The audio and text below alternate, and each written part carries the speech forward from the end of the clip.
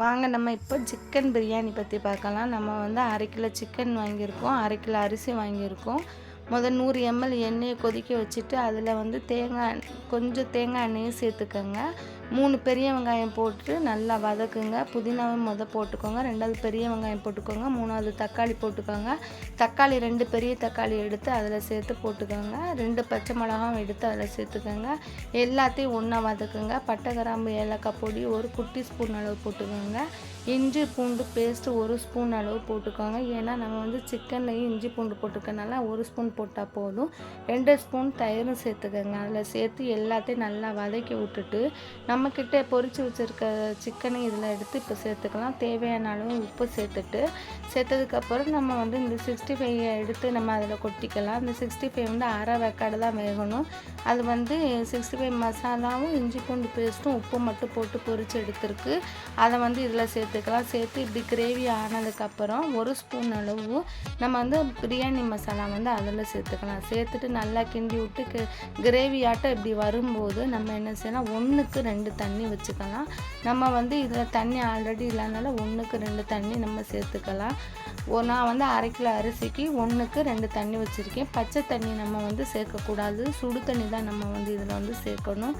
அப்படின்னா டேஸ்ட்டே இல்லாமல் போயிடும். அப்புறம் இந்த தண்ணி நல்லா கொதித்ததுக்கப்புறம் நம்ம வந்து அரிசியை கழுவி அப்படியே சேர்த்துக்கலாம். அரிசியை வந்து நம்ம என்ன செய்யக்கூடாது, ஊற வைக்கக்கூடாது. அப்படியே கழுவி உடனே சேர்த்துக்கணும்.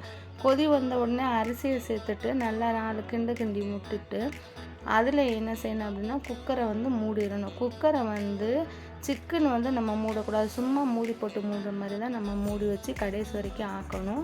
அப்புறம் 5 நிமிஷம் கழித்து பார்த்தா இப்படி நல்லா கொதிச்ச உடனே மீடியம் ஃப்ளேமுக்கு வந்து தீயை வச்சுட்டு இன்னும் நல்லா வந்து பிரட்டி விடணும். பிரட்டி விட்டதுக்கப்புறம் வந்து நல்லா வேக ஆரம்பிச்சிடும், தண்ணியெல்லாம் வந்து வற்ற ஆரம்பிச்சிடும். அதுக்கப்புறம் மீடியம் ஃப்ளேமில் இருந்து நம்ம என்ன செய்யணும் அப்படின்னா திரும்ப ஒரு 5 நிமிஷம் சிம்மில் வச்சு நம்ம வந்து மூடி வச்சு வேக வைக்கணும்.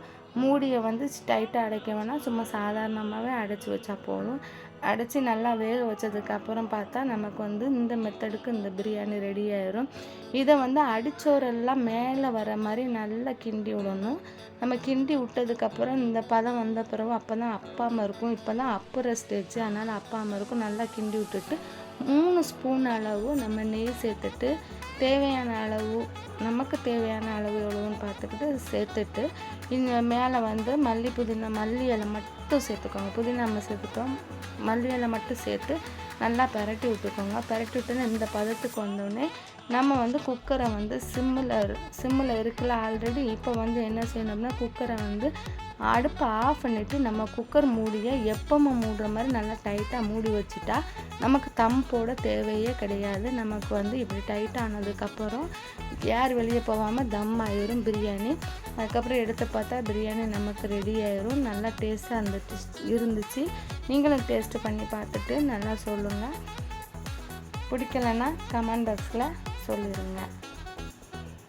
டேஸ்டான பிரியாணி நமக்கு இப்போது ரெடி ஆயிரும். டேஸ்ட் பண்ணி பார்த்துட்டு கமெண்ட் பண்ணுங்கள்.